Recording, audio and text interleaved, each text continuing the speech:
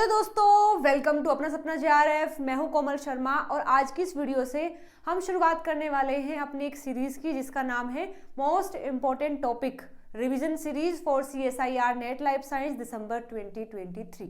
आइए वीडियो शुरू करते हैं और देखते हैं आज कौन से टॉपिक को हम रिवाइज करने वाले हैं।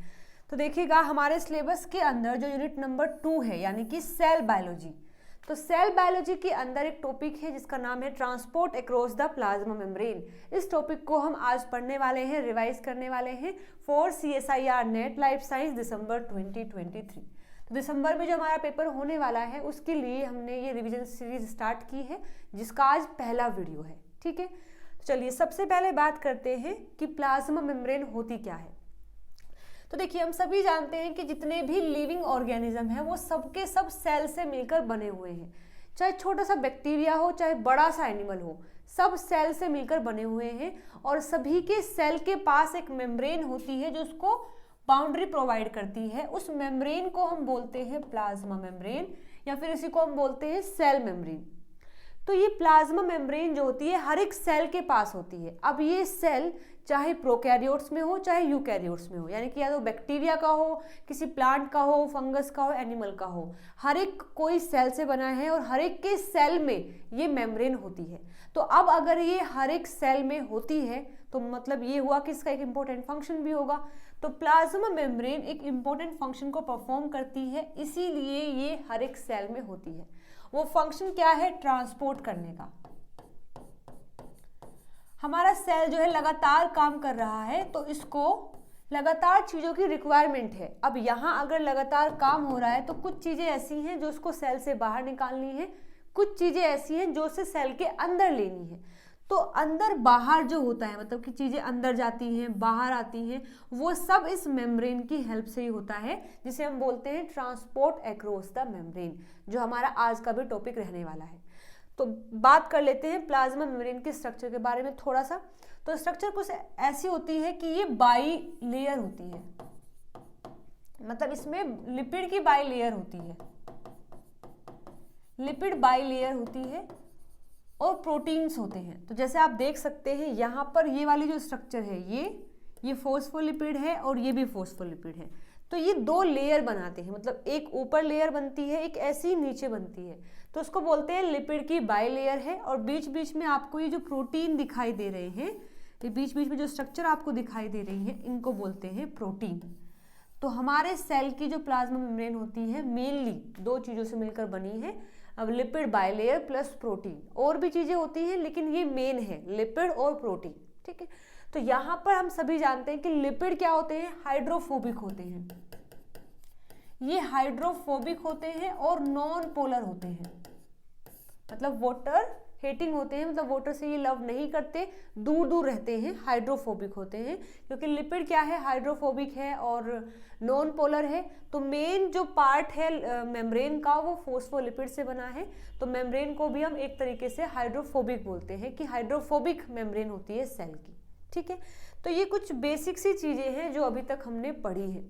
अब हम देखने वाले हैं कि जो मेम्ब्रेन है वो किस तरीके से ट्रांसपोर्ट करती है, किस बिहाफ पर वो चीज़ों को एक्सचेंज करवाती है। तो सबसे पहली बात, हमारे सेल की जो मेम्ब्रेन होती है वो सेलेक्टिवली परमिएबल होती है। इसका मतलब है कि चीज़ों को सेलेक्ट करती है और फिर उसको ट्रांसपोर्ट करती है। सेलेक्टिवली परमिएबल है जिसका मतलब है चीज़ों को सिलेक्ट करना फिर उसको पास करना। अब वो साइज में छोटा भी हो सकता है, बड़ा भी हो सकता है। सेलेक्ट किस बिहाफ पर किया जाता है? अगर कोई एक मॉलिक्यूल है काफ़ी बड़ा है साइज में, लेकिन अगर सेल को उसकी रिक्वायरमेंट है तो मेम्ब्रेन को चाहे कुछ भी इंतजाम करना हो वो उस बड़े मॉलिक्यूल को भी अंदर लेकर जाएगी। ठीक है, या फिर अगर छोटा सा है लेकिन सेल को उसकी रिक्वायरमेंट है तो वो छोटा सा मॉलिक्यूल भी सेल के अंदर जरूर जाएगा। मतलब सेलेक्ट करती है कि कौन सी चीज़ें ज़रूरी हैं जिनको अंदर लेके जाना है और कौन सी नहीं है उनको बाहर ही रहने देना है। इसी में आती है दो टर्म और, एक होता है फुली परमिएबल जो किसी चीज़ को नहीं रोकता है, कोई भी आए कोई भी जाए। जैसे हमारे सेल की जो सेल वॉल होती है, प्लांट का जो सेल होता है उसमें सेल वॉल होती है, वो फुली परमिएबल होती है, वो हर किसी को एंट्री देते हैं। एक होता है सेमी परमिएबल, इसका मतलब है कि जो साइज में छोटे मॉलिक्यूल होते हैं उनको तो वो अंदर जाने देगी, लेकिन जो बड़े होते हैं साइज में उनको नहीं जाने देगी, उसे बोलते हैं सेमी परमिएबल।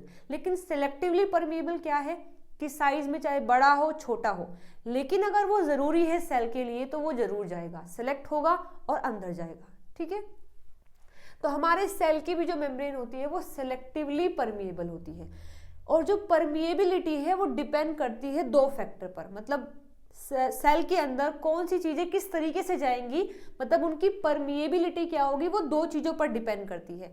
एक होता है उस कंपाउंड का या मॉलिक्यूल का साइज, और दूसरा होता है इसका नेचर। तो साइज में दो चीजें आती हैं, आइदर वो स्मॉल हो सकता है या तो वो लार्ज हो सकता है। ठीक है, और नेचर में भी दो चीजें आती हैं, आइदर वो नॉन पोलर हो सकता है यानी कि हाइड्रोफोबिक हो सकता है, या तो वो पोलर हो सकता है यानी कि हाइड्रोफिलिक हो सकता है। पोलर में भी दो कंडीशन आती हैं, या तो वो अनचार्ज हो सकता है, मतलब उसके पास ओवरऑल कोई चार्ज नहीं है, या तो वो चार्ज हो सकता है, मतलब उसके पास पॉजिटिव या नेगेटिव कोई चार्ज है।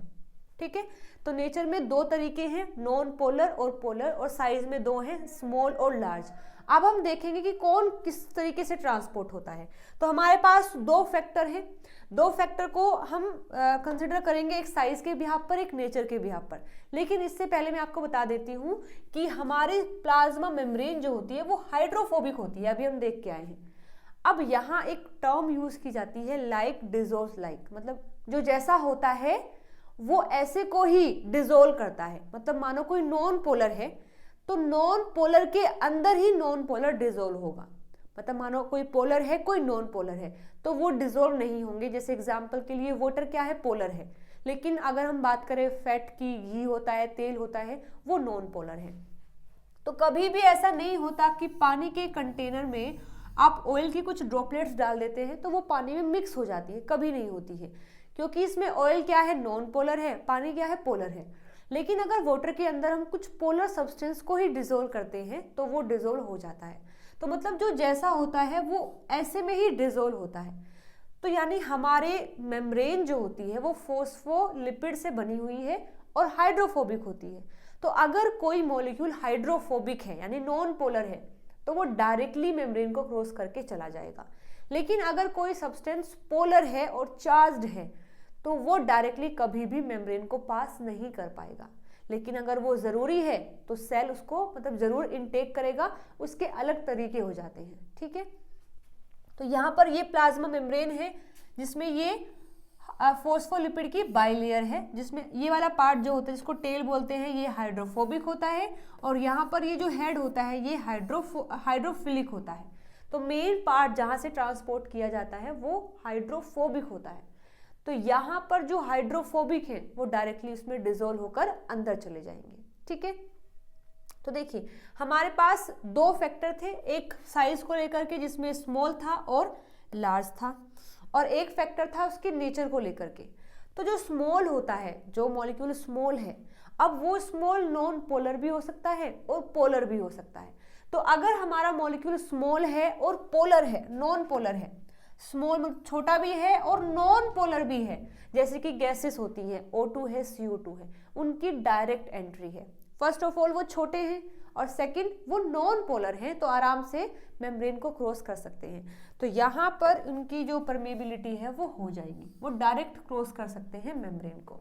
ओके, इसके बाद वो स्मॉल है, पोलर है, और पोलर में भी वो कैसे हैं, अनचार्ज्ड हैं, मतलब कोई चार्ज उनके ऊपर नहीं है। जैसे फॉर एग्जांपल H2O, इथेनॉल, ये दो ऐसे हैं जो स्मॉल होते हैं, पोलर होते हैं, लेकिन अनचार्ज है, मतलब उनके पास ओवरऑल कोई चार्ज नहीं होता है।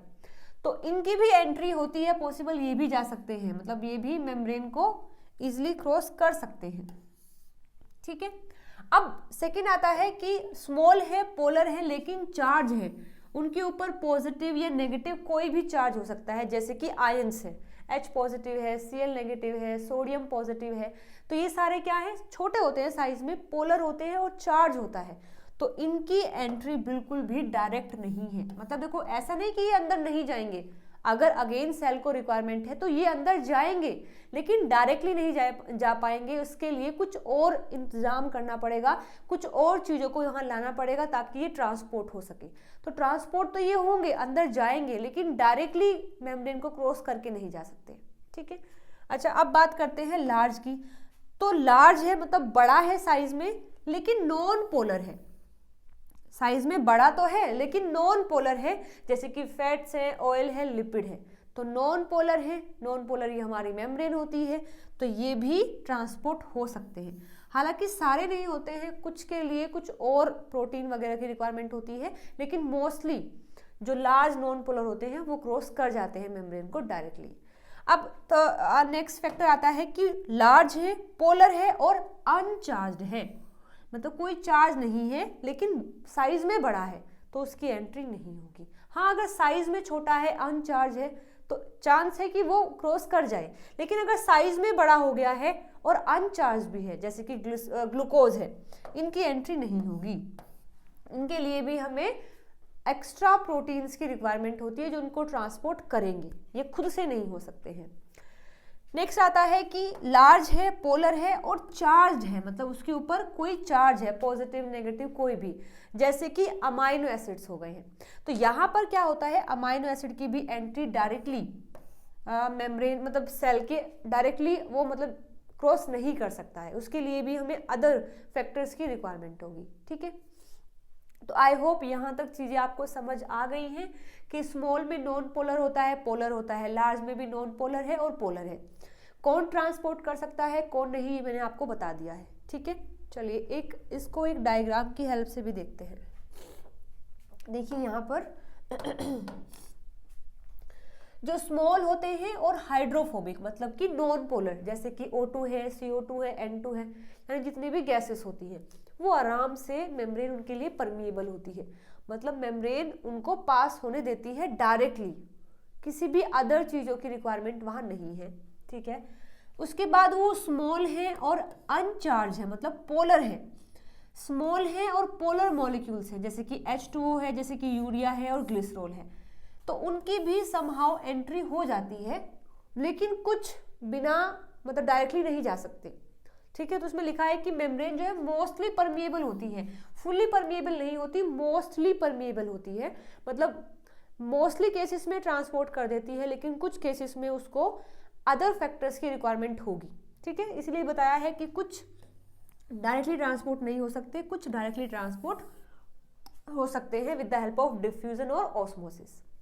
इसके बाद आता है कि लार्ज है और अनचार्ज्ड है, जैसे कि ग्लूकोज है, जैसे कि सुक्रोज है, तो ये भी कुछ हद तक जा सकते हैं, लेकिन कुछ को हमें ट्रांसपोर्ट करने के लिए अदर फैक्टर्स की रिक्वायरमेंट होगी। तो यहाँ पर भी जो मेम्ब्रेन है मोस्टली इम्परमिएबल होती है, रिक्वायर्ड ट्रांसपोर्ट प्रोटीन मतलब मोस्टली इम्परमिएबल है। हमने पढ़ा है ना कि जो लार्ज है और अनचार्ज है, जो लार्ज है और अनचार्ज है वो ट्रांसपोर्ट नहीं हो सकते, मोस्टली इम्परमिएबल होती है मेम्ब्रेन उनके लिए, तो वहाँ हमें अदर फैक्टर्स की रिक्वायरमेंट होती है। बात करें आयंस की, ठीक है, तो सोडियम है, पोटेशियम है, कैल्शियम है और क्लोरीन है, ये क्या होते हैं, इनके लिए मेम्ब्रेन कंप्लीटली इम्परमिएबल होती है, चाहे वो साइज में बड़े हो, साइज में चाहे छोटे हो, अगर वो चार्ज्ड हैं और मतलब पोलर हैं, चार्ज्ड है, तो उनकी एंट्री बिल्कुल भी नहीं होगी। ठीक है, तो आई होप यहाँ तक चीज़ें समझ आ गई हैं। तो आपको ये बातें भी याद रखनी है कि कौन ट्रांसपोर्ट हो सकता है, कौन नहीं हो सकता है। तो अगर आपको एग्जाम्पल मतलब दे दिया जाए एग्जाम के अंदर कि O2 है, ठीक है, और H2O है, ग्लूकोज है और पोटेशियम है, तो इनमें कौन सा परमिएबल है फॉर द मतलब किसके लिए मेम्ब्रेन परमिएबल है और किसके लिए मेम्ब्रेन इम्परमिएबल है, तो आप ये क्वेश्चन आई होप आप कर सकते हैं क्योंकि आपको चीज़ें समझ आ गई हैं। ठीक है, चलिए, तो अभी हमने देख लिया है कि जो मेम्ब्रेन होती है वो ट्रांसपोर्ट करवाती है। ठीक है, मतलब किसी को ट्रांसपोर्ट डायरेक्टली करवा देती है, किसी के लिए अदर फैक्टर की रिक्वायरमेंट होती है, मतलब वो समहाउ ट्रांसपोर्ट करवाती है। अब बात आती है कि कैसे करवाती है। ठीक है, तो हमने पढ़ लिया कि किसका होगा, किसका नहीं होगा, किसके लिए डायरेक्टली है, किसके लिए डायरेक्ट नहीं है, लेकिन बात आती है कि वो ट्रांसपोर्ट कैसे होगा, उस प्रोसेस का नाम क्या है जो ट्रांसपोर्ट करवाता है, ठीक है। तो यहाँ पर दो तरीके होते हैं ट्रांसपोर्ट करने के लिए। फर्स्ट है हायर कंसंट्रेशन से लोअर कंसंट्रेशन तक, मतलब कि ऐसे ले सकते हैं, मानो ये है सेल मेम्ब्रेन, ये है सेल मेम्ब्रेन और यहाँ साइटोप्लाज्म है और ये एक्स्ट्रा सेलुलर पार्ट है, तो एक्सटर्नल पार्ट है। तो मानो यहाँ O2 है और O2 की हायर कंसंट्रेशन है। कंसंट्रेशन का मतलब होता है कि उनका अमाउंट कितना है, वो कितने कंसंट्रेशन, कितने अमाउंट में प्रेजेंट है। तो हम देख सकते हैं यहाँ ज़्यादा है, यहाँ कम है, तो यहाँ हायर कंसंट्रेशन है, यहाँ लोअर है। और साथ साथ हमें पता है गैसेस जो हैं डायरेक्टली मूव कर सकती हैं, तो इसको बोलते हैं movement from higher concentration to the lower concentration. इसको हम डाउन हिल भी बोलते हैं। डाउन हिल का मतलब क्या है कि जैसे देखो कोई माउंटेन है इस तरीके से, ठीक है, तो माउंटेन में होता क्या है कि अगर आप यहाँ खड़े हैं, चोटी पर हैं आप, और आपको अगर नीचे आना है तो उसको बोलते हैं डाउन हिल, मतलब हिल से आप नीचे आ रहे हैं। तो आपने कई बार एक्सपीरियंस किया होगा कि अगर आप ऊपर चढ़ रहे हैं तो उसको बोलते हैं अप हिल। तो अगर आप ऊपर चढ़ते हैं तो आपको एनर्जी देनी पड़ती है ना, काफ़ी फोर्स लगाना पड़ता है ऊपर चढ़ने के लिए। लेकिन अगर आप चोटी पे हैं और आपको नीचे आना है तो आपको इतनी एनर्जी देनी नहीं पड़ती, सम टाइम तो एनर्जी देनी नहीं पड़ती, आप आराम से नीचे नीचे घिसरते हुए आ जाते हैं, ठीक है। उसको बोलते हैं डाउन हिल। तो अगर यहाँ हायर कंसंट्रेशन है और यहाँ लोअर है तो ऑब्वियसली चीज़ें यहाँ से यहाँ मूव करेंगी, किसी भी एनर्जी की रिक्वायरमेंट नहीं है, क्योंकि यहाँ चीज़ें ज़्यादा है, यहाँ कम है, तो वो आराम से खुद ही मूव कर जाएंगी, ठीक है। इसलिए हम इसको बोलते हैं डाउन हिल। मतलब जब चीज़ें मूव कर रही होती हैं from higher concentration to the lower concentration, उसको हम बोलते हैं डाउन हिल मूवमेंट। लेकिन अगर चीज़ें मूव कर रही हैं लोअर कंसंट्रेशन से हायर कंसंट्रेशन की साइड, मतलब कि ये सेल है और यहाँ मानो ये मेम्ब्रेन है, ये मेम्ब्रेन है और ये सेल का अंदर वाला पार्ट है और यहाँ पर सोडियम ज़्यादा है, लेकिन हमें यहाँ और सोडियम की रिक्वायरमेंट है। यहाँ सोडियम मान लेते हैं 2 सोडियम के एटम हैं, मुझे यहाँ और रिक्वायरमेंट है। तो चीजें कहाँ से मूव करेंगे, यहाँ से यहाँ मूव करेंगी। तो कैसे मूव कर रही हैं, लोअर कंसंट्रेशन से हायर कंसंट्रेशन के साइड। तो ये नेचुरली नहीं है, मतलब चीजें कैसे नेचुरली कैसे मूव करती है, हायर से लोअर। लेकिन यहाँ हाई है, यहाँ लो है, लेकिन हमें फिर भी यहाँ रिक्वायरमेंट है, तो फिर हमें इसे लोअर से हायर लेके आना पड़ेगा। तो यहाँ मुझे एनर्जी देनी पड़ेगी, इसको एनर्जी दूंगी तभी वो यहाँ आएगा, ठीक है। तो एक मूवमेंट होता है from lower concentration to the higher concentration, जिसको हम बोलते हैं अप हिल, मतलब ऊपर चढ़ने के लिए हमें एनर्जी देनी पड़ती है। तो यहाँ भी एक तरीके से हम ऊपर ही चढ़ रहे होते हैं, मतलब लोअर से हायर मूव कर रहे होते हैं। तो ये अप हिल है और ये है डाउन हिल, ठीक है। इसको हम पैसिव ट्रांसपोर्ट बोलते हैं, क्योंकि यहाँ पर एनर्जी की रिक्वायरमेंट नहीं है, तो ये पैसिव ट्रांसपोर्ट है। जहाँ एनर्जी की रिक्वायरमेंट होती है उसको हम एक्टिव ट्रांसपोर्ट बोलते हैं। तो ये होता है एक्टिव ट्रांसपोर्ट, ये होता है पैसिव ट्रांसपोर्ट। ये अलोंग द कंसंट्रेशन ग्रेडियंट चलता है। अब इसके बारे में मैं आपको बता देती हूँ। देखिए, ग्रेडियंट का मतलब होता है डिफरेंस आना, ग्रेडियंट का मतलब होता है डिफरेंस आना। तो मानिए ये हमारा कोई सेल है, सेल के बाहर O2 ज्यादा है और सेल के अंदर O2 कम है, तो यहाँ एक ग्रेडियंट बन गया है, मतलब डिफरेंस आ गया है कंसंट्रेशन में। यहाँ O2 की कंसंट्रेशन ज्यादा है, यहाँ O2 की कंसंट्रेशन कम है, तो एक तरीके से यहाँ कंसंट्रेशन में ग्रेडियंट बन गया है। तो अगर चीजें यहाँ से यहाँ मूव करेंगी तो हम बोलेंगे कि मूवमेंट हो रहा है अलोंग द कंसंट्रेशन ग्रेडियंट, मतलब ये अलोंग होता है। लेकिन अगर मैं ऐसे मूव करूंगी तो मैं कहूंगी कि मूवमेंट हो रहा है अगेंस्ट द कंसंट्रेशन ग्रेडियंट, ठीक है। तो अगर चीजें हायर से लोअर की साइड मूव कर रही हैं तो बोलते हैं कि मूवमेंट कैसे है, अलोंग द कंसंट्रेशन ग्रेडियंट है। लेकिन अगर लोअर से हायर की साइड जा रही है तो हम बोलेंगे अगेंस्ट द कंसंट्रेशन ग्रेडियंट होता है। ठीक है, अच्छा यहाँ पर एनर्जी की रिक्वायरमेंट नहीं थी, लेकिन यहाँ हमें एनर्जी की रिक्वायरमेंट होती है ट्रांसपोर्ट करने के लिए।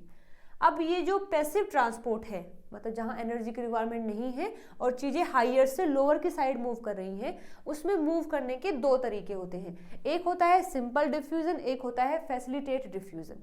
ठीक है, एक होता है सिंपल डिफ्यूजन और सेकंड है फैसिलिटेट डिफ्यूजन, जो कि दो तरीके से होता है, चैनल और कैरियर। बिल्कुल ध्यान से समझेंगे, बहुत ही आसान सा कॉन्सेप्ट है। आई होप यहाँ तक चीज़ें समझ भी आ रही हैं। ठीक है, तो अभी हम पढ़ रहे हैं कि ट्रांसपोर्ट कैसे होता है। दो तरीके से हो सकता है, हायर से लोअर और लोअर से हायर। अगर हायर से लोअर होता है तो उसको हम पैसिव ट्रांसपोर्ट बोलते हैं, अगर लोअर से हायर है तो उसको हम एक्टिव बोलते हैं। इसको डाउन हिल भी बोलते हैं, इसको अप हिल बोलते हैं, इसको along the concentration gradient movement बोलते हैं, इसको against the concentration gradient movement बोलते हैं। इसमें एनर्जी की रिक्वायरमेंट नहीं होती है, इसमें एनर्जी की रिक्वायरमेंट होती है। ये दो तरीके से हो सकता है, with the help of simple diffusion and with the help of facilitate diffusion. ठीक है, और ये फैसिलिटेट भी दो तरीके से होता है, चैनल प्लस कैरियर। ओके, चलिए अब देखते हैं कि सिंपल डिफ्यूजन क्या है और फैसिलिटेट डिफ्यूजन क्या है। तो देखिए यहाँ पर हमने देखा है कि पैसिव ट्रांसपोर्ट, जिसमें एनर्जी की रिक्वायरमेंट नहीं है और चीज़ें मूव करती है from higher to lower concentration, उसमें दो तरीके होते हैं। मतलब अगर हमें किसी सब्सटेंस को हायर कंसंट्रेशन से लोअर की साइड मूव करवाना है तो दो तरीके होते हैं मूव करवाने के, एक सिंपल डिफ्यूजन और एक होता है फैसिलिटेट डिफ्यूजन। डिफरेंस क्या है दोनों में? सिंपल डिफ्यूजन में भी मूवमेंट कहाँ होता है? फ्रॉम हायर टू लोअर होता है। फैसिलिटेट में भी आपको याद रखना है हायर टू लोअर ही चीजें मूव करती हैं। फिर डिफरेंस कहाँ आएगा? डिफरेंस आएगा इस चीज में कि यहाँ पर जो स्मॉल और लार्ज नॉन पोलर मॉलिक्यूल्स थे, मतलब ऐसे मॉलिक्यूल जो कि नॉन पोलर हैं, जो डायरेक्टली मेम्ब्रेन को क्रॉस कर सकते हैं, मतलब हमें अदर फैक्टर्स की रिक्वायरमेंट नहीं है, चीजें डायरेक्टली मेम्ब्रेन को क्रॉस कर सकती हैं, लेकिन हायर से लोअर में ही जा रही है, तो उसमें बोलते हैं सिंपल डिफ्यूजन। मतलब हमें वहाँ अदर फैक्टर्स, वो फैक्टर्स क्या है? प्रोटीन है, तो विदाउट प्रोटीन मूवमेंट होती है। लेकिन फैसिलिटेट में क्या है कि मानो मेरे पास कैल्शियम आयन है, ठीक है, अभी हम पढ़ के आए हैं कैल्शियम क्या होता है? स्मॉल होता है, पोलर होता है, चार्ज होता है, लेकिन फिर भी वो डायरेक्टली मूव नहीं कर सकता क्योंकि हमारी मेम्ब्रेन नॉन पोलर है और वो पोलर है। तो अगर उसे भी मुझे हायर से लोअर ही पहुंचाना है तो डायरेक्टली तो वो मूव नहीं कर सकता, तो वहां पर मैं प्रोटीन्स की हेल्प लूंगी ताकि वो उसको मूव कर सके। तो वहां मैं उसको एक फैसिलिटी प्रोवाइड करती हूँ, एक्स्ट्रा फैसिलिटी, मतलब मैं उसको एक तरीके से वाहन देती हूँ कि तुम उसमें बैठो और क्रॉस कर जाओ, तो उसको बोलते हैं फैसिलिटेट डिफ्यूजन। ठीक है, तो यहाँ क्या होता है, ये मतलब स्मॉल और लार्ज जो पोलर चार्ज मॉलिक्यूल हैं उनके लिए होता है फैसिलिटेट डिफ्यूजन, जबकि ये होता है small large non polar molecules के लिए। यहाँ पर हमें प्रोटीन्स की रिक्वायरमेंट नहीं होती क्योंकि ये जो मॉलिक्यूल है वो डायरेक्टली मेम्ब्रेन को क्रॉस कर सकते हैं, लेकिन यहाँ पर हमें प्रोटीन्स की रिक्वायरमेंट होती है, और वो प्रोटीन भी दो टाइप के होते हैं डिपेंडिंग अपॉन देयर फंक्शन। एक होते हैं चैनल, एक होते हैं कैरियर। अब हम बात करेंगे what is channel and what is carrier, लेकिन पहले हम बात करेंगे सिंपल डिफ्यूजन में कि ये कैसे होता है। ठीक है, आई होप यहाँ तक चीजें समझ आ गई हैं। सबसे पहले हमने पढ़ा है कि ट्रांसपोर्ट कैसे होता है, दो तरीके से, passive transport and active transport. Passive transport में दो तरीके होते हैं, एक होता है सिंपल डिफ्यूजन, एक होता है फैसिलिटेट डिफ्यूजन। सिंपल डिफ्यूजन में सिंपली चीजें मूव करती हैं फ्रॉम हायर टू लोअर, वहां कोई एनर्जी की रिक्वायरमेंट नहीं होती है और ना ही कोई प्रोटीन की रिक्वायरमेंट होती है। लेकिन जो फैसिलिटेट डिफ्यूजन होता है, अगेन यहाँ पर भी एनर्जी की रिक्वायरमेंट नहीं होगी क्योंकि ये पैसिव का टाइप है, और यहाँ हमें प्रोटीन्स की रिक्वायरमेंट होती है ट्रांसपोर्ट करने के लिए। ये प्रोटीन दो टाइप के होते हैं, एक होता है चैनल, एक होता है कैरियर। अभी हम पढ़ेंगे डिटेल में सिंपल डिफ्यूजन के बारे में। ठीक है, चलिए देखते हैं। तो सिंपल डिफ्यूजन क्या है? अगेन बिल्कुल सेम बातें जो अभी हम पढ़ के आए हैं, चीजें मूव करती हैं from higher concentration to the lower concentration. Transport होता है without the help of protein, क्योंकि यहाँ हम ऐसे मॉलिक्यूल्स को ट्रांसपोर्ट करने वाले हैं जिन्हें प्रोटीन की रिक्वायरमेंट है ही नहीं, वो डायरेक्टली मूव कर सकते हैं। ठीक है, नो नीड ऑफ एनर्जी, क्योंकि ये पैसिव ट्रांसपोर्ट का टाइप है तो एनर्जी की रिक्वायरमेंट नहीं होगी। So that called passive transport, also called down hill movement. तो ये डाउन हिल होता है। ठीक है।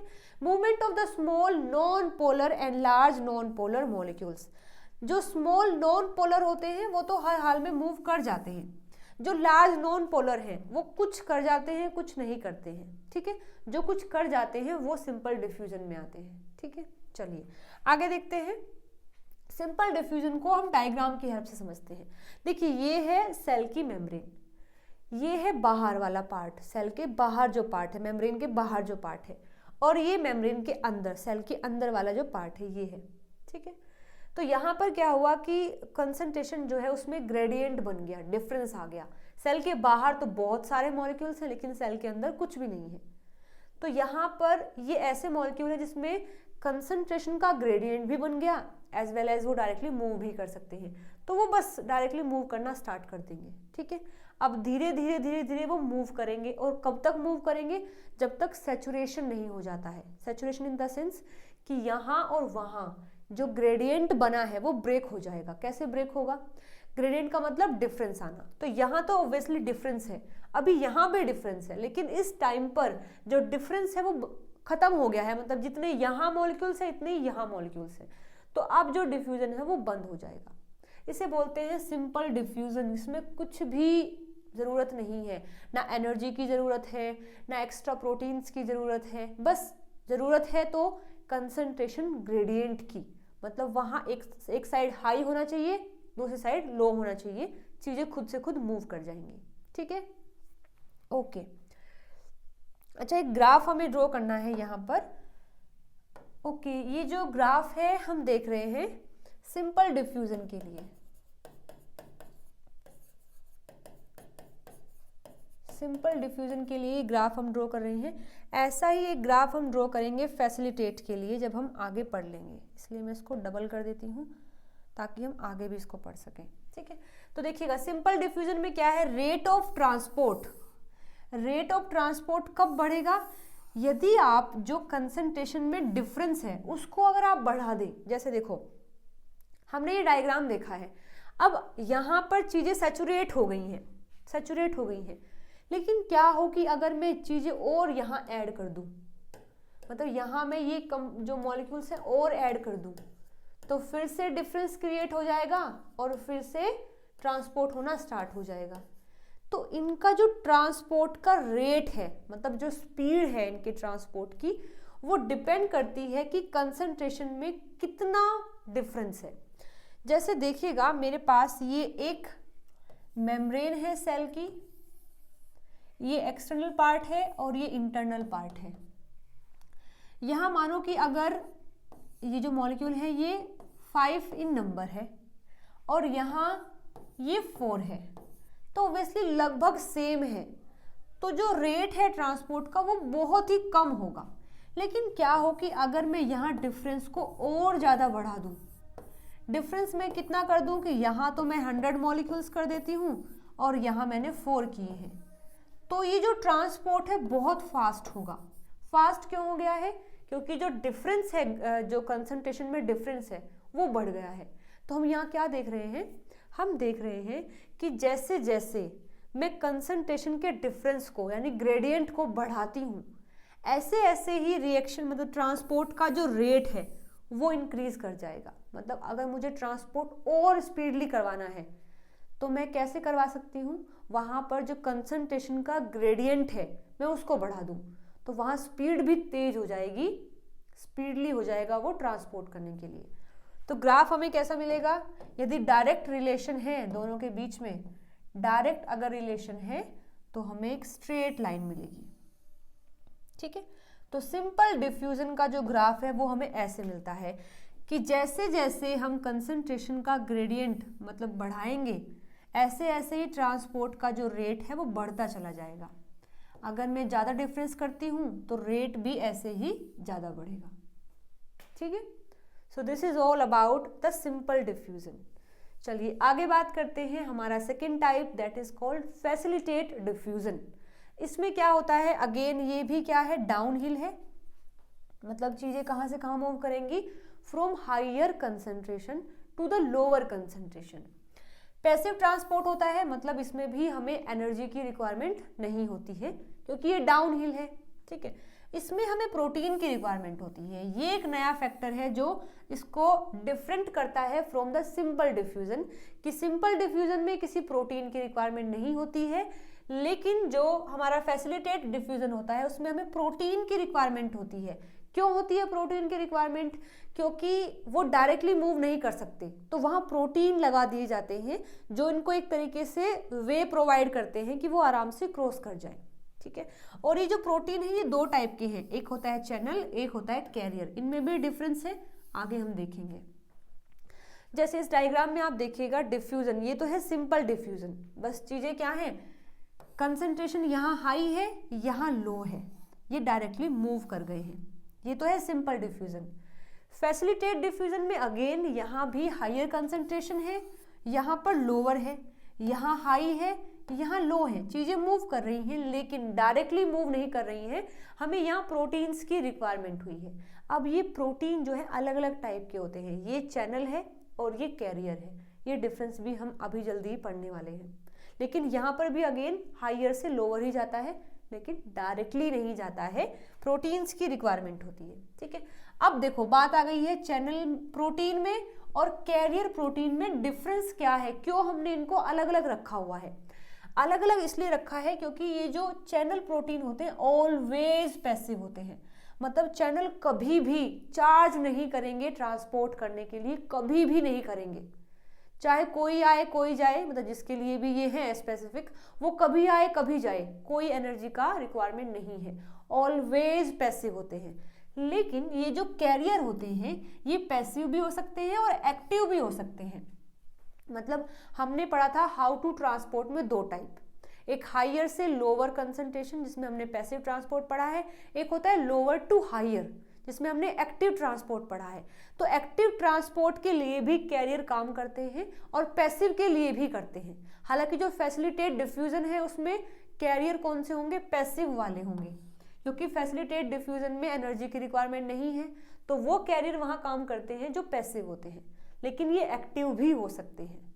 तो ये एक डिफरेंस है, ये हमेशा पैसिव होते हैं लेकिन ये पैसिव भी होते हैं, एक्टिव भी होते हैं। सेकेंड डिफरेंस क्या है, do not bind with molecule it transport, जिस भी मॉलिक्यूल को ये ट्रांसपोर्ट करता है उससे कभी भी बाइंड नहीं करता।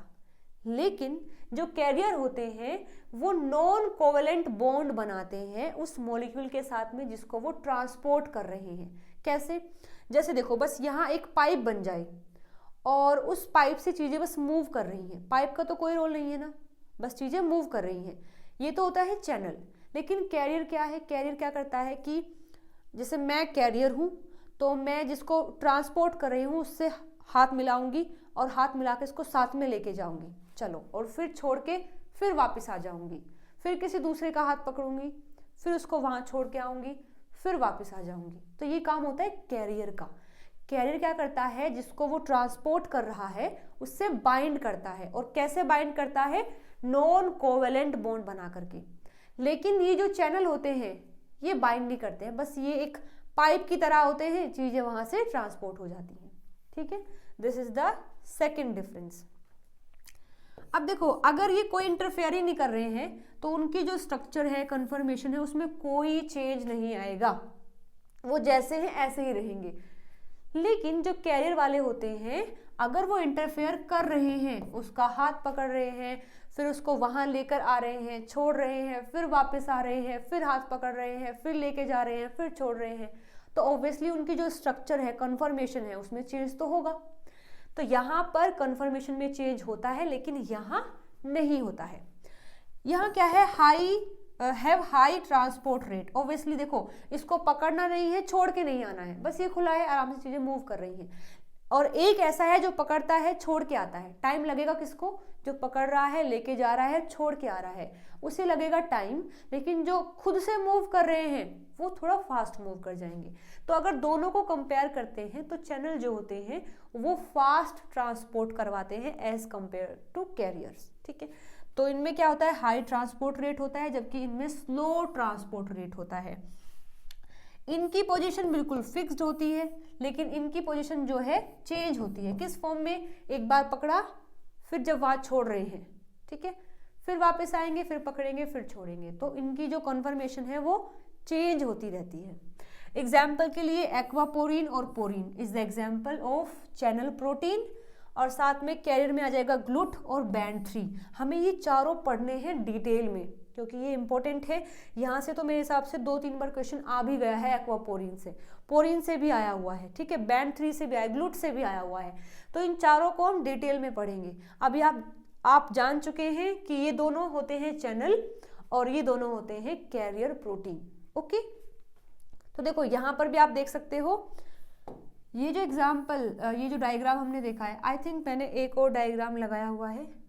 ओके, यहाँ देख सकते हैं हम।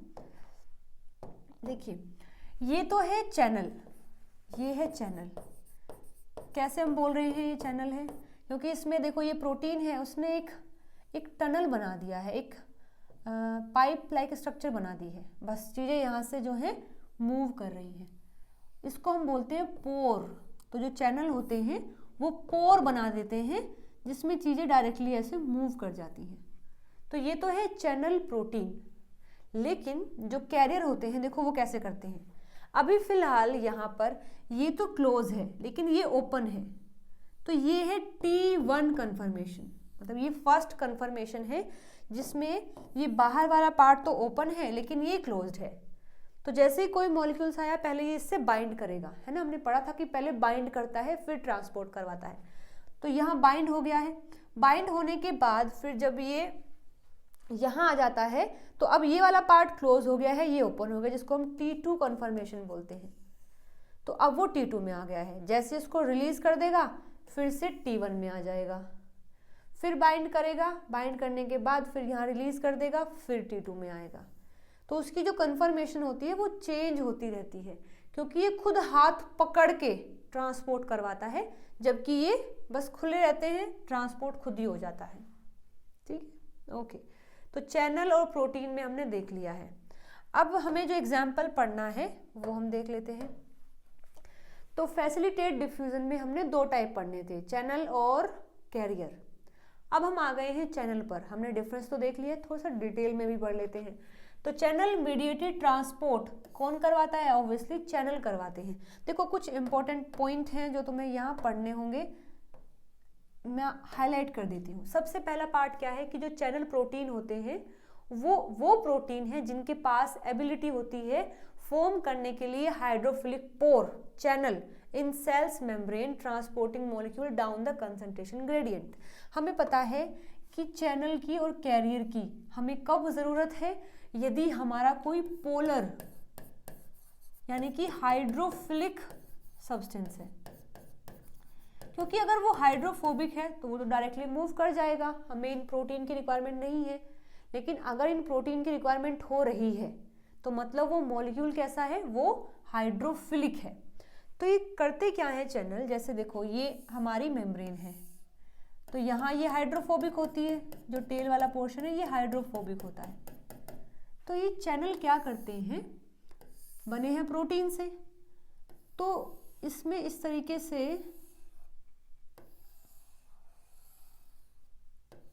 ऐसे होता है।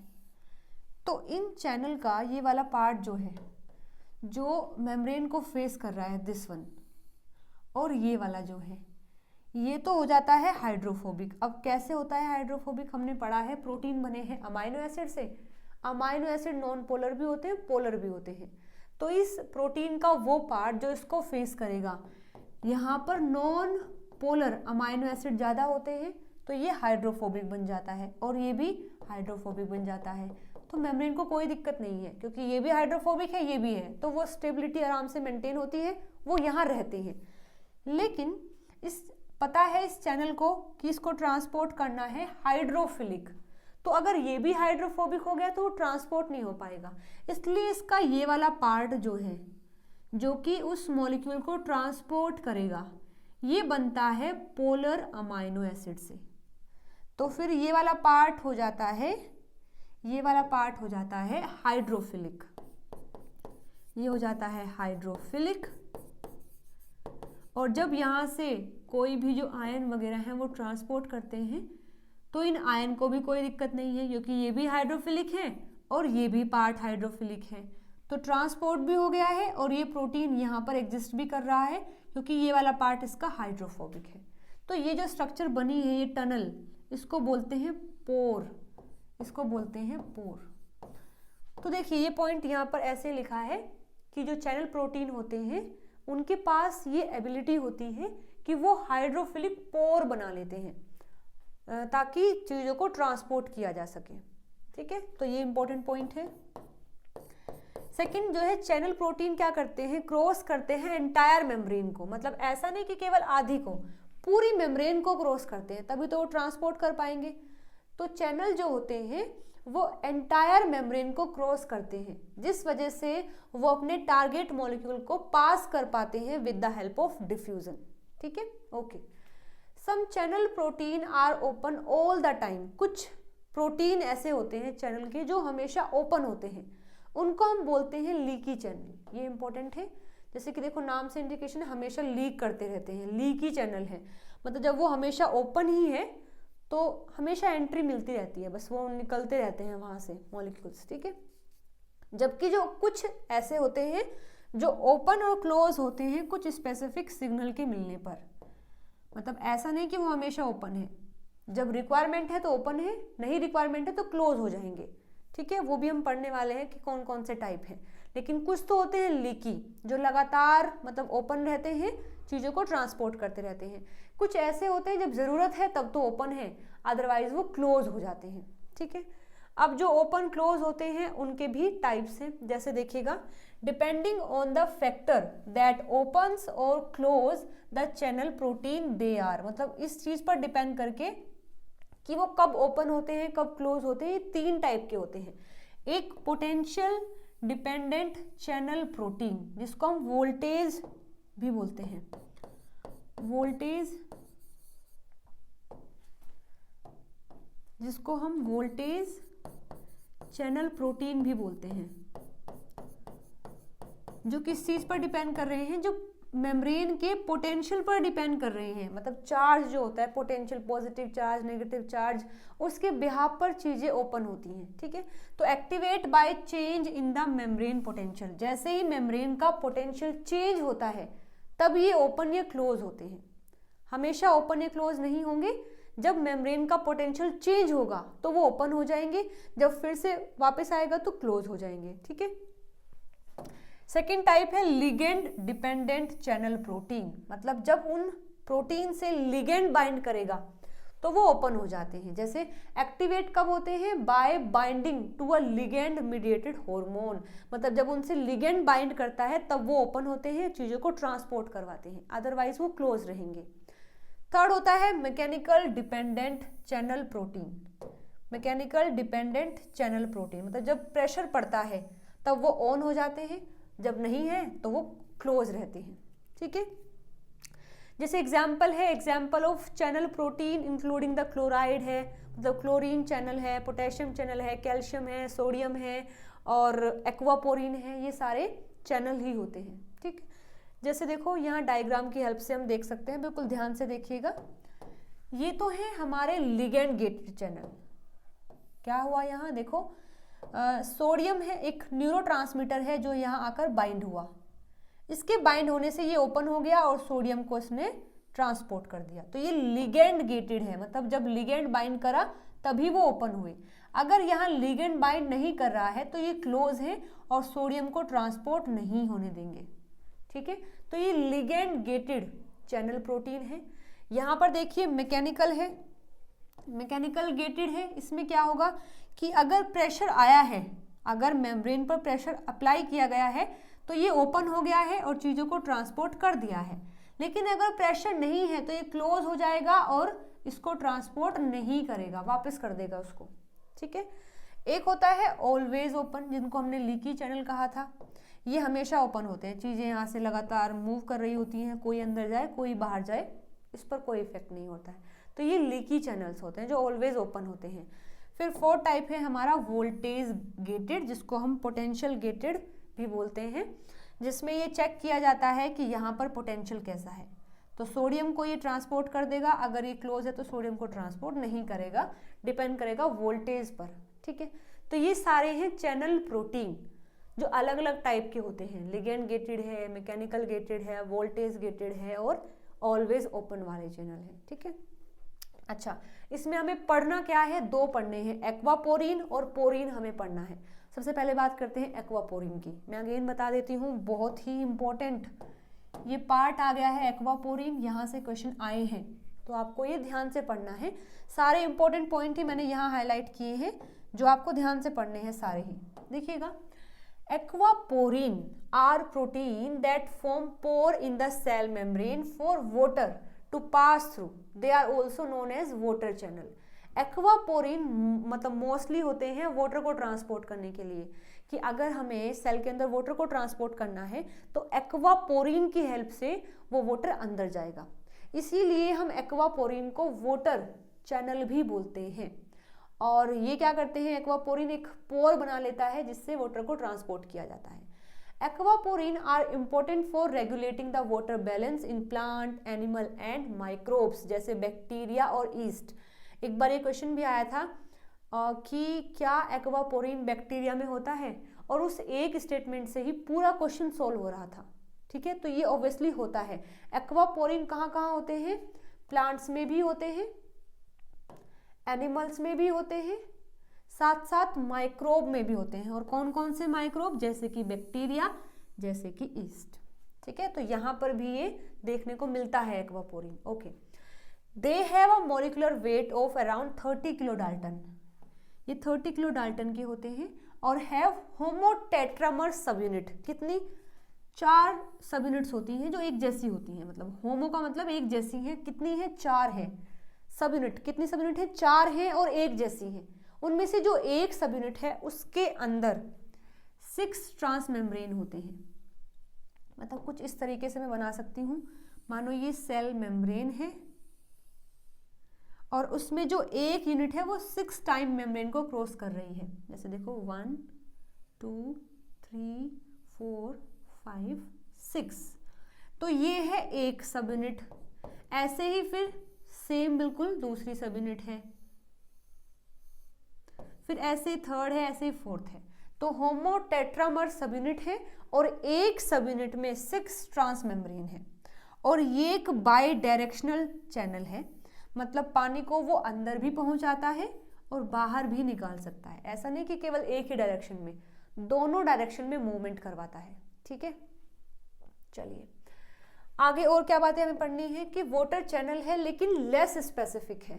ये तो ठीक है कि वाटर को ट्रांसपोर्ट करता है, लेकिन ये देखा गया है कि सम टाइम ये किसी और को भी ट्रांसपोर्ट करता है। जैसे कि देखो, ये भी इंपॉर्टेंट है, जैसे कि ये ग्लिसरॉल को भी ट्रांसपोर्ट कर सकता है, और कुछ एक्वापोरिन ऐसे होते हैं जो कुछ गैसेस को भी ट्रांसपोर्ट कर देते हैं, जैसे कि CO2, NH3, NO और O2। ठीक है, कुछ स्मॉल सोल्यूट जैसे कि H2O2 को भी ट्रांसपोर्ट कर सकते हैं, और आर्सेनाइट इनको भी ये आर्सेनाइट को भी ये ट्रांसपोर्ट कर सकते हैं। कुछ आयंस जैसे कि पोटेशियम है और कैल्शियम, पोटेशियम और क्लोरीन को भी ये ट्रांसपोर्ट कर सकते हैं। आपको ये पॉइंट्स याद रखने हैं। कई बार ऐसा आ जाए कि क्वेश्चन में क्या ग्लिसरॉल को ट्रांसपोर्ट कर सकता है, तो नाम से लगता है एक्वापोरिन केवल पानी को ही ट्रांसपोर्ट करता होगा। ऑब्वियसली करता है लेकिन लेस स्पेसिफिक होता है, यानी साथ में ग्लिसरॉल को भी ट्रांसपोर्ट कर सकता है, H2O2 को भी कर सकता है, आर्सेनाइट को भी कर सकता है, पोटेशियम क्लोरीन को भी कर सकता है, CO2, NH3, NO, O2 इनको भी ये ट्रांसपोर्ट कर सकता है, लेकिन ये NH4 पॉजिटिव को ट्रांसपोर्ट नहीं करता है। इस पर भी ये क्वेश्चन आया था कि वो NH3 को तो कर देता है, तो NH4 पॉजिटिव जो अमोनियम आयन है उसको ट्रांसपोर्ट नहीं करता है। ठीक है जी, ओके। अब अगर ये चैनल प्रोटीन है तो उसकी कन्फर्मेशन में ऑब्वियसली चेंज नहीं आएगा। हमने पढ़ा है कैरियर में आता है, चैनल में नहीं आता है। एक्वापोरिन क्या है, एक चैनल है, तो उसकी कन्फर्मेशन में कोई चेंज नहीं होगा। चलिए, अब ये भी एक इम्पॉर्टेंट पॉइंट है कि एक्वापोरिन जो होते हैं बैक्टीरिया में, ठीक है, और प्लांट में, एनिमल्स में ये कंजर्व होते हैं, लेकिन देखा गया है कि प्लांट्स के अंदर इनके कुछ आइसोफॉर्म्स भी होते हैं, मतलब इनके जैसे ही कुछ और भी फॉर्म्स प्रेजेंट होती हैं। तो in plants aquaporin occur as multiple isoform reflecting a high diversity of cellular localization, transport, selectivity and regulation properties. ठीक है, मतलब अलग अलग आइसोफॉर्म देखने को मिली है जो डिफरेंट है, या तो वो मतलब उनका जो रेगुलेशन है वो अलग हो जाता है, या तो उनका जो पोजीशन है वो अलग हो जाता है। ठीक है, तो प्लांट के अंदर कुछ डिफरेंट आइसोफॉर्म्स भी देखने को मिली हैं एक्वापोरिन की। ठीक है, अब देखिए जैसे एक्वापोरिन के पास 6 membrane spanning alpha helical domain होता है। मैंने आपको बताया भी था कि 4 सब यूनिट होती है, एक में 6 बार वो क्रॉस करता है, मतलब एक सब यूनिट 6 बार मेम्ब्रेन को क्रॉस करती है। तो जब वो क्रॉस कर रही होती है तो कौन सी स्ट्रक्चर होती है? अल्फा हेलिकल होती है। और एक बात आपको और याद रखनी है कि जो एन टर्मिनल है और जो सी टर्मिनल है दोनों ही सेल के अंदर होते हैं। ठीक है, with both carboxylic acid and amino terminal on the cytoplasmic site. ये इंपॉर्टेंट पॉइंट है, ये भी आपको याद रखना है कि दोनों ही जो एन है और जो सी है दोनों कहाँ है? साइटोप्लाज्म की साइड में है। 2 hydrophobic loops contain conserve asparagine proline alanine motif. ये भी इंपॉर्टेंट है, ये भी मतलब पेपर में आया हुआ है ये पार्ट कि एक्वापोरिन के पास कौन सा कंजर्व मोटिफ है। तो देखिए 6 बार इसने क्रॉस किया है, देखो 1 2 3 4 5 6। एन टर्मिनल और सी दोनों ही साइटोप्लाज्म की साइड में है। और क्या बातें याद रखनी है कि इसमें जो 3 लूप जो होते हैं वो तो होते हैं बाहर, ए सी और ई लूप, ये तो होता है एक्स्ट्रा सेलुलर, जबकि लूप बी और डी ये होते हैं इंट्रा सेलुलर, यानी सेल के अंदर होते हैं। उसमें जो 2 लूप हैं, लूप बी है और लूप ई है, इन दोनों में कंजर्व सीक्वेंस होते हैं। कौन सा? N P A. N stand for asparagine proline and alanine. तो यहाँ पर भी सेम मोटिव होता है और यहाँ पर भी। ये किस लिए होता है? वाटर को अपने आप से जोड़ के उसको ट्रांसपोर्ट करने के लिए। ठीक है, तो यहाँ पर ये 3 मोटिव हैं जो आपको याद रखने हैं। ये कंजर्व मोटिव है जिसमें 3 अमाइनो एसिड होते हैं। ये कहाँ है? लूप बी में है और लूप ई में है। तो ये एक सब यूनिट है, ऐसी ऐसी 4 होती हैं, तब जाकर के ये बनता है एक्वापोरिन। अब देखिए एक और एग्जाम्पल है, ये तो एक्वापोरिन 1 के बारे में हमने बात की थी। एक एक्वापोरिन 2 भी होता है जो कि किडनी सेल के अंदर मिलता है और वाटर को रीअब्जॉर्ब करवाने में हेल्प करता है। आपने अगर पढ़ा है तो किडनी के अंदर कुछ पार्ट ऐसे होते हैं जो वाटर को रीअब्जॉर्ब करते हैं, तो वहां पर एक्वापोरिन 2 होता है जो रीअब्जॉर्ब करने में हेल्प करता है। और अगर इस एक्वापोरिन 2 में म्यूटेशन हो जाता है तो एक डिजीज हो जाती है जिसका नाम है diabetes insipidus. Diabetes insipidus disease हो जाती है जिसके अंदर जो यूरिन है वो काफ़ी डाइल्यूट आता है, क्योंकि देखो इसका काम है वाटर को रीअब्जॉर्ब करना।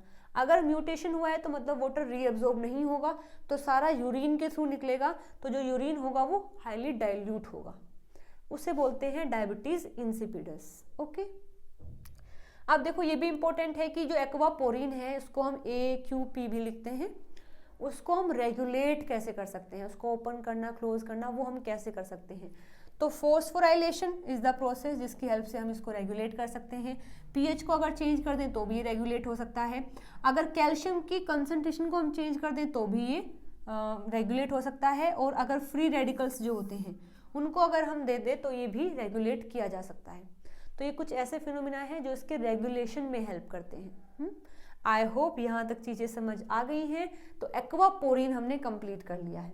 अब हम बात करेंगे पोरिन की, कि पोरिन क्या होता है। तो देखिए पोरिन भी एक चैनल है और ये भी मोस्टली जो है ना वाटर के लिए ही होता है, लेकिन ये कहाँ कहाँ होता है ये जरूरी है। तो देखिए porin are protein that form pore in the outer membrane of plastid and outer membrane of mitochondria and some gram positive and gram negative bacteria। तो ये जो पोरिन होते हैं यानी वो प्लांट में भी है, क्योंकि प्लास्टिड प्लांट में है तो प्लास्टिड मतलब प्लांट में भी है, माइटोकॉन्ड्रिया एनिमल्स में भी है, माइटोकॉन्ड्रिया में है, और gram positive gram negative bacteria में भी है। और कहाँ है? उनकी आउटर मेम्ब्रेन में है। Plastid, mitochondria, gram positive gram negative की आउटर मेम्ब्रेन में पोरिन्स प्रेजेंट होते हैं। ठीक है, अगेन ये भी नॉन स्पेसिफिक होते हैं। जो एक्वापोरिन है वो क्या थे, लेस स्पेसिफिक, मतलब पानी को ट्रांसपोर्ट कर रहे थे लेकिन साथ में ग्लिसरॉल है, H2O2 है, ठीक है, और कैल्शियम, क्लोरीन, पोटेशियम को भी ट्रांसपोर्ट कर रहे थे, लेकिन ये भी क्या है, नॉन स्पेसिफिक है।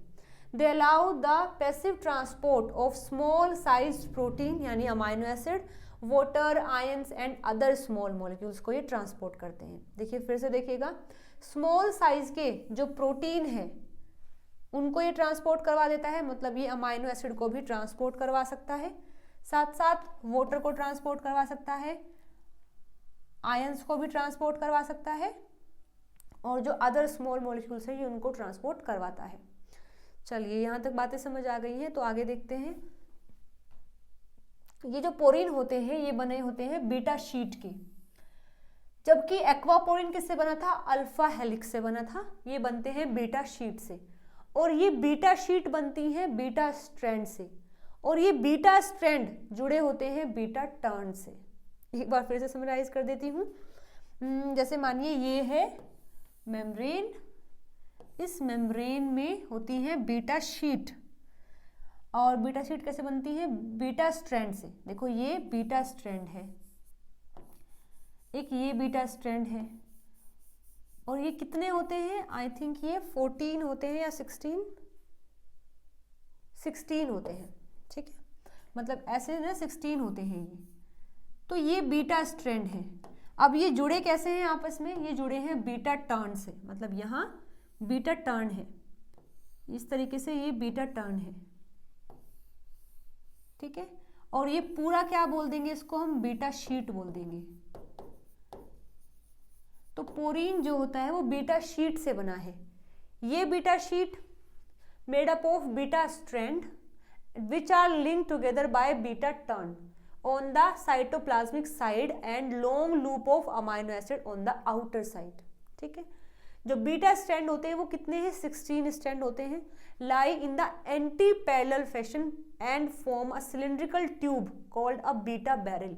मतलब ये एंटी पैरेलल होते हैं, जैसे देखिएगा ये है, अगर N है, ये C है, तो नेक्स्ट टाइम जो है इसमें C यहाँ आएगा, N यहाँ आएगा, एंटी पैरेलल होते हैं एक दूसरे के, और इसको हम कंप्लीट बोल देते हैं बीटा बैरल, बीटा बैरल।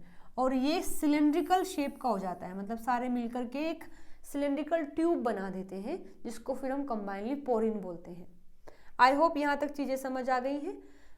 अभी हमने पढ़ लिया पोरिन के बारे में भी, आपको बस इतना ही पढ़ना है, पोरिन जो होता है वो कहाँ होता है, क्या ट्रांसपोर्ट करता है, उसकी स्ट्रक्चर क्या है, बस। ठीक है, अब हम बात करते हैं कैरियर मीडिएटेड ट्रांसपोर्ट। हमने सबसे पहले पढ़ा कि जो मेम्ब्रेन है वो ट्रांसपोर्ट किसे करती है, डायरेक्टली, किसे नहीं करती है डायरेक्टली। फिर हमने देखा कि ट्रांसपोर्ट होता कैसे है, higher to lower, lower to higher. अगर हायर से लोअर है तो पैसिव ट्रांसपोर्ट, अगर लोअर से हायर है, लोअर से हायर है तो एक्टिव ट्रांसपोर्ट। पैसिव ट्रांसपोर्ट दो तरीके से होता है, simple diffusion and facilitate diffusion. Simple diffusion में वो मूव करते हैं जो मेम्ब्रेन को डायरेक्टली क्रॉस कर सकते हैं, यानी कि नॉन पोलर मॉलिक्यूल्स, जबकि फैसिलिटेट डिफ्यूजन में उन्हें मूव करवाया जाता है जो मेम्ब्रेन को डायरेक्टली क्रॉस नहीं कर सकते। फैसिलिटेट के लिए हमें दो टाइप के प्रोटीन की रिक्वायरमेंट होती है, एक है हमारा चैनल और एक है कैरियर। चैनल में हमने दो एग्जाम्पल पढ़े हैं, एक्वापोरिन एंड पोरिन। अब हम कर रहे हैं कैरियर मीडिएटेड ट्रांसपोर्ट। ठीक है, चलिए, तो carrier protein are integral protein. Again इसका मतलब होता है कि पूरी मेम्ब्रेन को क्रॉस करना, तो क्रॉस तो उनको करना ही पड़ेगा, तभी तो वो ट्रांसपोर्ट कर पाएंगे।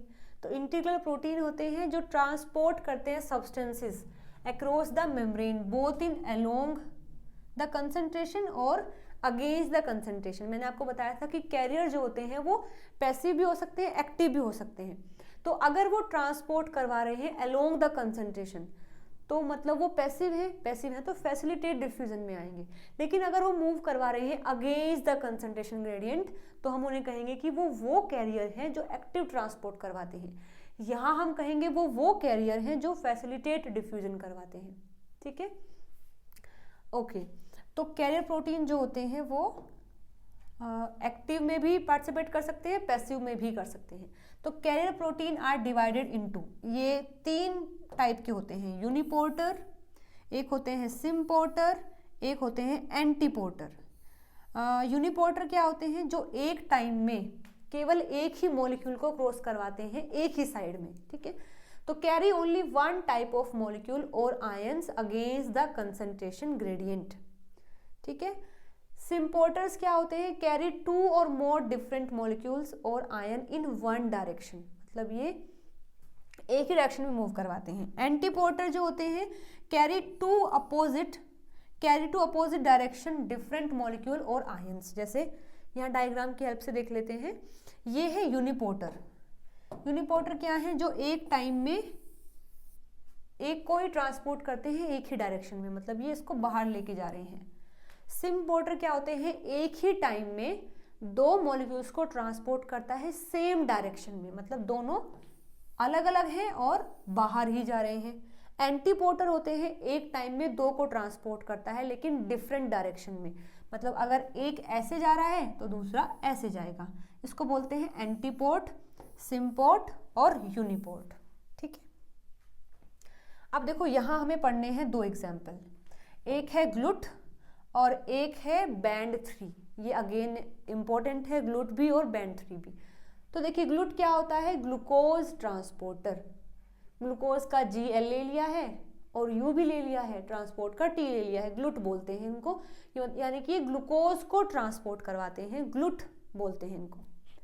ये कैसे कैरियर हैं? ये पैसिव वाले कैरियर हैं, मतलब ये ऐसे कैरियर हैं जो हाथ पकड़ के ट्रांसपोर्ट करते हैं लेकिन कोई चार्ज नहीं लेते हैं, कोई एनर्जी की रिक्वायरमेंट इनको नहीं है, हाथ पकड़ के बिल्कुल प्यार से ट्रांसपोर्ट करवा देते हैं, ठीक है।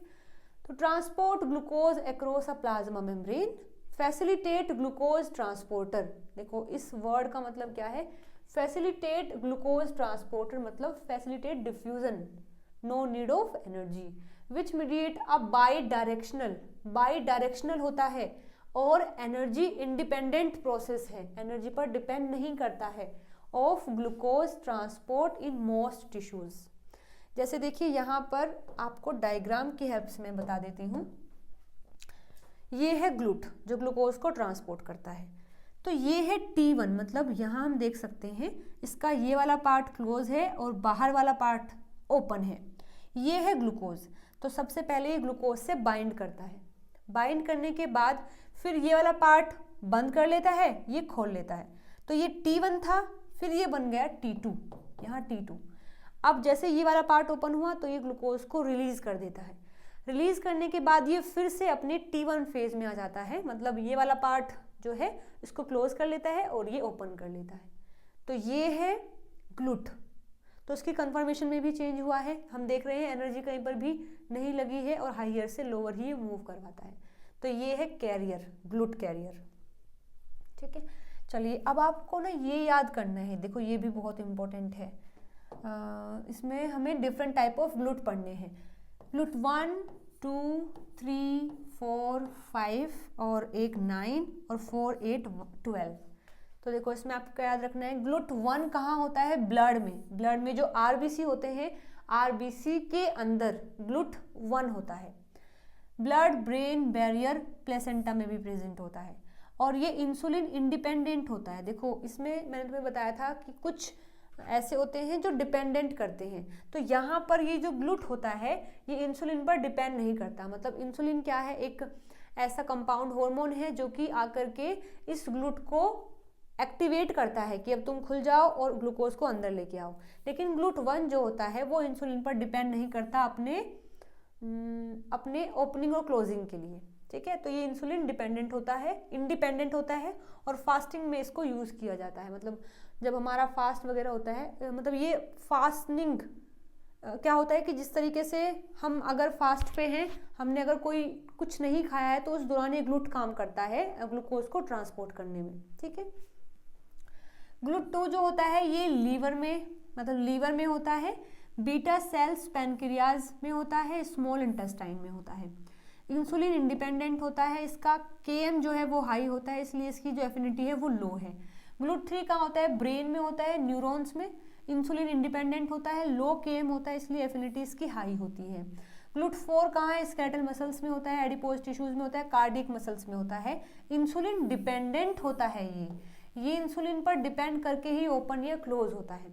GLUT5 जो है ये luminal side intestinal epithelial cell में होता है, स्पर्म्स में होता है और इंसुलिन इंडिपेंडेंट होता है और फ्रक्टोज को भी ट्रांसपोर्ट करवाता है। देखिए ये भी इंपॉर्टेंट पॉइंट है।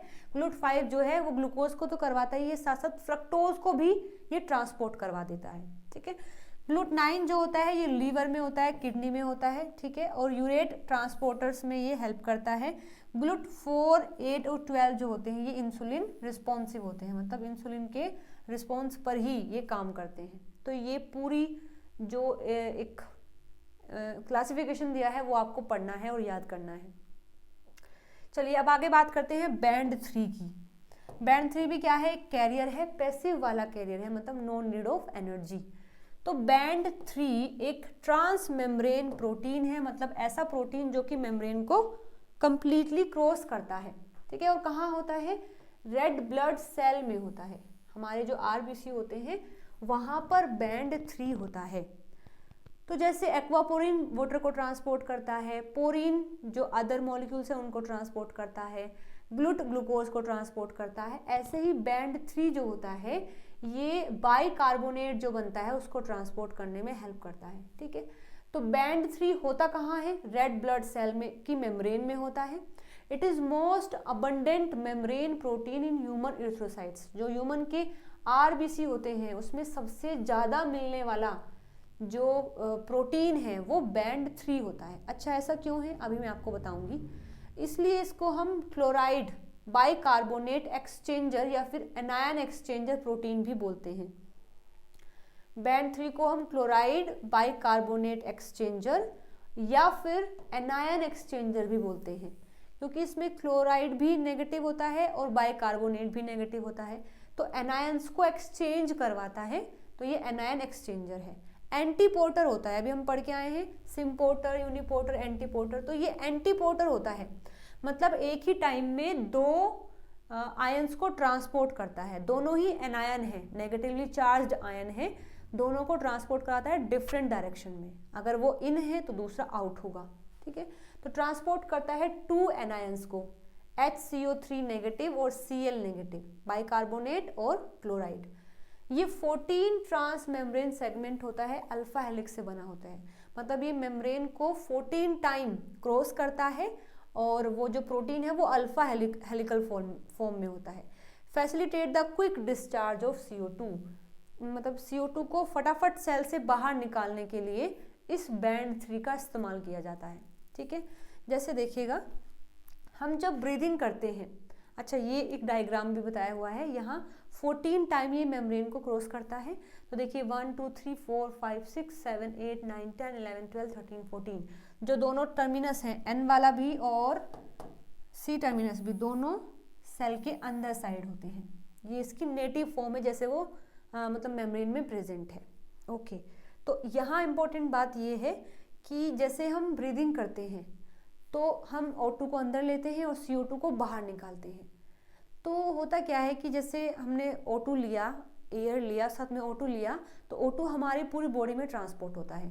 पूरी बॉडी में ट्रांसपोर्ट होने के बाद वो सेल के पास जाता है। तो RBC जो होता है, RBC के पास है हीमोग्लोबिन, हीमोग्लोबिन से जुड़ा है O2। तो ये RBC क्या करता है, O2 को तो सेल को दे देता है और वहां से CO2 को ले लेता है। तो मतलब मानो ये कोई भी एक सेल है, तो यहाँ पर हमें क्या करना है, ये रेड ब्लड सेल है, इसके अंदर हीमोग्लोबिन है और O2 है, तो उसे करना क्या है कि इस O2 को अपने आप से रिलीज करके सेल में भेज देना है और सेल से जो CO2 आया है उसको अपने अंदर लेना है। तो अब ये करेगा क्या, देखो यहाँ पर सबसे पहले बाहर है कार्बन डाइऑक्साइड, इस कार्बन डाइऑक्साइड को इसने अंदर लिया, अपने अंदर लिया, अंदर लेने के बाद इसने इसको कन्वर्ट कर दिया बाइकार्बोनेट आयन में। तो आरबीसी के अंदर बहुत सारा बाइकार्बोनेट आयन हो गया है, क्योंकि वो लगातार CO2 को ले रहा है। तो उसके पास है बैंड 3, मतलब इसकी मेम्ब्रेन में बैंड 3 है। अब ये बैंड 3 क्या करता है, बाइकार्बोनेट को बाहर निकालता रहता है, साथ ही साथ क्लोराइड आयन को ये अंदर डालेगा, क्योंकि ये एंटीपोर्टर है, एक टाइम में 2 एनायंस को ट्रांसपोर्ट करता है। तो बाइकार्बोनेट को क्विक डिस्चार्ज करने के लिए, बॉडी से सेल से बाहर निकालने के लिए बैंड 3 का यूज होता है। फिर क्लोराइड आयन अंदर आता है। फिर इस आरबीसी में जो पीएच है वो डिक्रीज होता है। पीएच के डिक्रीज होने से हीमोग्लोबिन के साथ में जो O2 जुड़ा हुआ है वो मतलब हट जाता है और आरबीसी से रिलीज होकर के बाहर आ जाता है, और बाहर कोई भी अगर सेल है तो उसके पास चला जाता है। तो ये तो फिनोमिना है आरबीसी के अंदर, क्योंकि आरबीसी को CO2 फटाफट बाहर निकालनी है। तो जो बॉडी टिश्यूज होते हैं उसमें तो जो HCO3 होता है वो बाहर जाता है, क्लोराइड आयन अंदर आता है। लेकिन अगर लंग्स की बात करते हैं तो लंग्स में जो HCO3 होता है वो अंदर जाता है और क्लोराइड आयन बाहर निकलता है, क्योंकि लंग्स में CO2 भरेगा तभी वो उसको बाहर पहुंचा पाएगा। तो CO2 जब अंदर आता है तो वो HCO3 की फॉर्म में आता है, फिर CO2 में कन्वर्ट होके बाहर निकल जाता है। तो लंग्स के अंदर तो बैंड 3 HCO3 को अंदर लेके आता है लंग्स के और Cl को बाहर निकालता है। लेकिन अगर कोई बॉडी का टिश्यू है या फिर आरबीसी है, उसमें HCO3 को बाहर निकाला जाएगा और Cl अंदर आएगा। फिर वहाँ पर पीएच डिक्रीज होगा, जिससे कि हीमोग्लोबिन O2 को रिलीज करके सेल को दे देगा। ठीक है, तो ये है अबाउट द बैंड 3।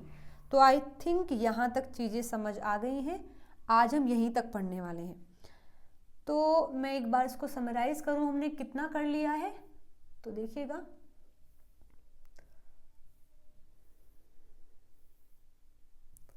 हमने यहाँ तक अगर हम बात करें तो इस फ्लो चार्ट में अगर हम बात करें, हमने पढ़ लिया है चैनल के बारे में और हमने पढ़ लिया है कैरियर के बारे में, मतलब फैसिलिटेट डिफ्यूजन हमने कंप्लीट कर दिया है आज, और सिंपल डिफ्यूजन भी। नेक्स्ट वीडियो में मैं आपको बताऊंगी अबाउट द एक्टिव ट्रांसपोर्ट। इस एक्टिव ट्रांसपोर्ट में कैरियर भी होते हैं, क्योंकि कैरियर जो है वो पैसिव भी करते हैं, एक्टिव भी करते हैं। यहाँ हम वो पढ़ेंगे वो कैरियर जो कि एक्टिव की तरह बिहेव करते हैं, और यहाँ हम पंप के बारे में पढ़ेंगे। तो एक्टिव में हम कुछ कैरियर और कुछ पंप हम पढ़ेंगे।